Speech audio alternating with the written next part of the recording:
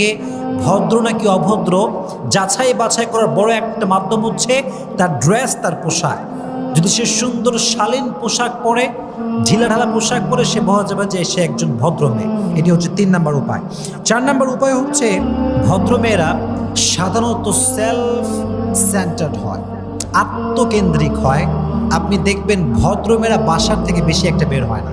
মাসের পরে মাস হয়ে যায়, সপ্তাহের পরে সপ্তাহ পার হয়ে যায়, কিন্তু ভদ্রমেয়েরা বাসার উপর থেকে নিচে নামেই না। বাংলাদেশে এমনও অনেক মেয়ে আছে যারা সপ্তাহের পরে সপ্তাহ বাসার ভেতরে থাকে, রুমের ভেতরে থাকে, প্রয়োজন ছাড়া তারা বাইরে বেরই হয় না। অনেক মেয়ে দেখবেন যে বাসার পাশের যে এলাকা আছে ওই এলাকার নাম কি তাও সে জানে না। এতটা সভ্য, এতটা ভদ্র যে আশেপাশের এলাকার নামও সে জানে না, কখনো সে বের হয় না প্রয়োজন ছাড়া। তাহলে ভদ্রমের একটা বড় কোয়ালিটি হচ্ছে তারা সেলফ সেন্টার্ড হয়, আত্মকেন্দ্রিক হয়।